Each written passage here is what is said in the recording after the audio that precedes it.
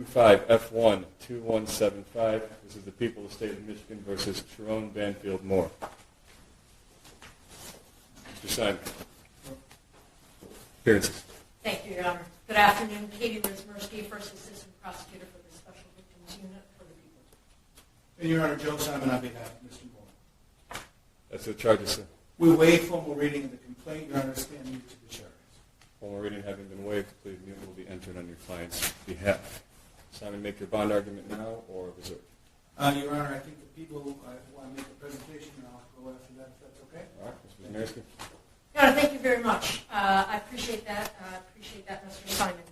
And thank you for the opportunity to be heard. As the court is well aware, this is not a series of offenses in Michigan that allow you to deny bond. We're certainly not asking for that. This is a felony of home invasion third degree, misdemeanor stalking, and misdemeanor entry without permission. Your Honor, we are asking for a $25,000 cash or surety bond in light of the fact that we cannot ask for you to deny bond.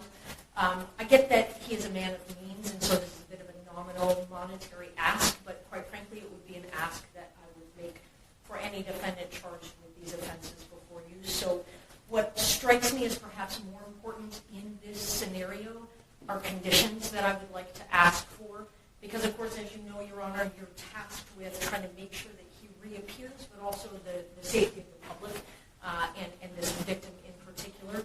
So, Judge, in addition to an ask for a $25,000 cash or surety, we are asking, should he post that, should you impose that, we are asking that you order that he undergo a mental health evaluation.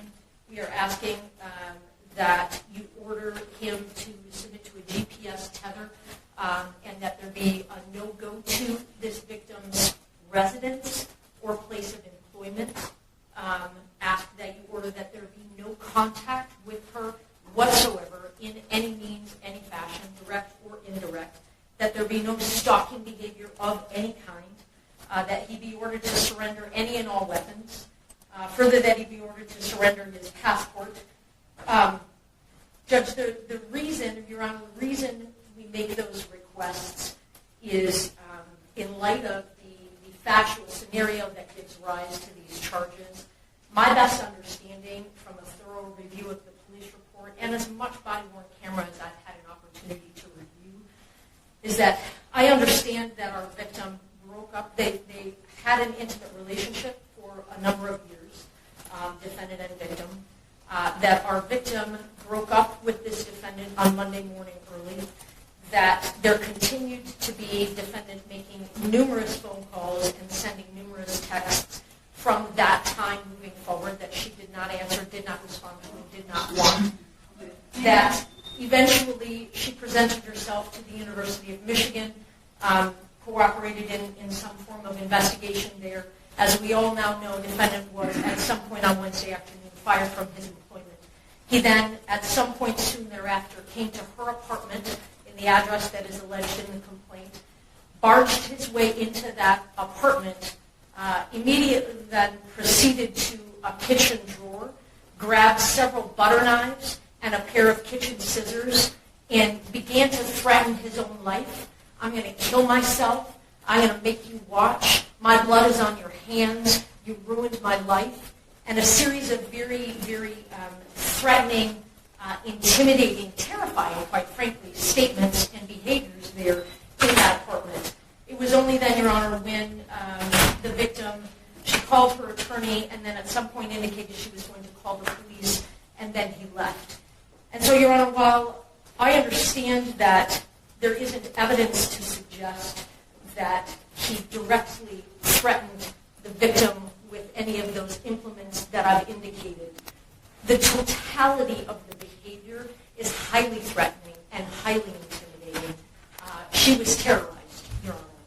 And in light of the totality of all of those circumstances, we consider the defendant to be a risk to public safety, a risk to this victim. And it is for those reasons that we are asking for those specific conditions. I'm more than happy to answer any other questions that the court may have or give you further information. And I appreciate the opportunity. Thank you, Judge. Mr. Simon, Mr. Bond. Your Honor, let me start at the end where the people ended. In terms of risk to public safety, my client's 39 years old with zero prior criminal history, zero prior contact with the criminal justice system in any fashion. The threat to public safety argument by these charges, maybe that's the point, but there's no evidence to suggest that he's a threat to the public safety.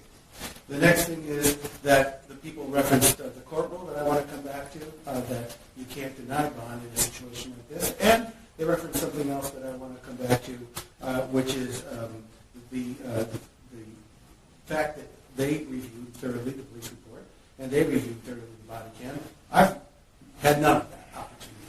And that's too early for that in the proceedings, so when people come here and make factual representations, although I trust Ms. Mirsky very much as an officer of the court, I have no ability to respond to those factual representations. So here's what I'm going to ask the court. The monetary bond component, the two considerations by court rule are, my client will appear. Let me speak to that. He's got a home here. His family is here. He's got ties to our community. He's retained a local counsel here. The second thing is that my client is not otherwise a danger to the public or danger to the complainant. That is why monetary components are requested, but there are other measures to address them. For example, the request for a GPS tether, that was an expected request. My client will gladly comply with that request. The second thing is my client having no contact. Certainly, we have no objection to that order, and my client would be at his own peril if he were to violate that. His bond would be summarily revoked. In terms of surrendering the transport of passport, Your Honor, there's no really indication that he is a flight risk. My client has those established ties that I talked about. But in addition to that, Your Honor, he would have an order from the court, like everyone else does. There would be no leaving the state, let alone the country, without permission of the court, and he would certainly abide by that. Your Honor, with respect to the request for a mental health evaluation, I will represent a few things that are my understanding, again, without being privileged to have reviewed discovery data. My understanding is that following his arrest, my client was taken to the St. Joseph Mercy Health System for an evaluation, a mental health evaluation. My understanding is following that evaluation, he was not turned over for a commitment, but instead turned back over to law enforcement for lodging. That's where he's been, the Washtenaw County Jail Center. I can also tell the court that the Community Mental Health Department saw my client yesterday for an evaluation as well, without any further recommendation. If you make that a condition of bond, I can tell the court that he get a mental health evaluation, he will absolutely comply and follow any aftercare recommendation. Lastly, Your Honor, with respect to the bond amount. I forgot to speak about weapons. He has no weapons, but he'll surrender. If you order that he surrender any weapons that he doesn't have, he will comply with that condition. With respect to the bond amount, Your Honor, in a case like this, with charges like this, in a normal circumstance, we'd be requesting a personal recognizance bond and frankly expecting the court to order that. We all know this is not our ordinary circumstance. It's not an insignificant amount of money to anyone. And I ask that the court set the bond amount to the principles not of my client's bank account, but to the principles of the charges and to the principles of the courtroom. Therefore, I'm requesting that if the court orders a monetary component at all, that it be with a $25,000 10% privilege. And also, Your Honor, if my client is to order to a GPS tether, things have to happen pretty significantly to try to get that in place in time for what we hope to do in the next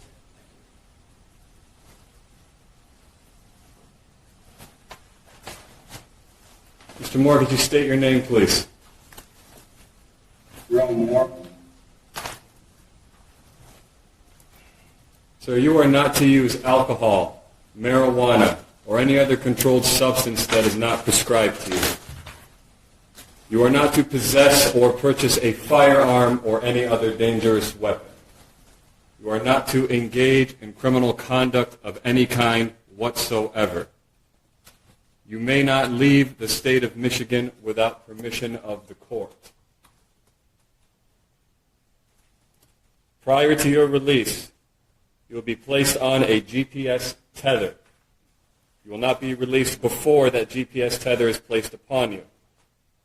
You must continue all mental health treatment as a condition of your bond. The named victim in this case will not be placed on the record. You may not have contact with that individual. That means no calling, no writing, no video chatting, no texting, no emailing, or any other form of contact the human mind can possibly fathom.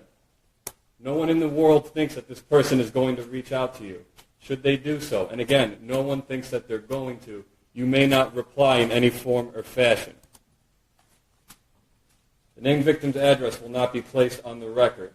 But you may not go to that location for any reason whatsoever. Are we understood on the no contact and no go-to, sir? Yes, Your Honor. If you have any questions about that, you have a good attorney, simply ask them. You understand? Yes, Your Honor.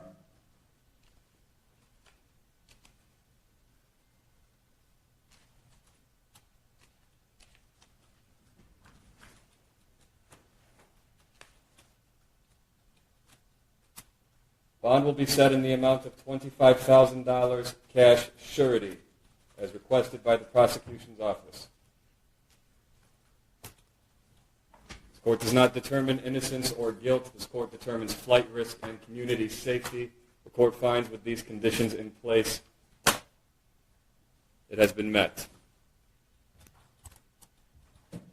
Mr. Simon, we are setting probable cause conference at this time for January 8th due to the holidays and scheduling. Is that a good court date for you? Your Honor, my client will waive his right to have that next court hearing within 14 days. I discussed that with him. I also tried to coordinate calendars with Ms. Smirski. In support of that, I think we're both available on January 22nd. The court would order that. And I'll add one more thing for the record in support of that. I understand that there is continuing investigation. So in addition to the discovery I don't yet have, there may be even more. So it will be January 26th, 2020. 15, 22nd. January 22nd. January 22nd, 2026, 9 a.m., 14A1 District Court, Courtroom C. That will be in person. Sir, do not violate these bond conditions. Follow all orders of the court. Stay in contact with your lawyer. That concludes this hearing. Thank you, Your Honor. Thank you very much.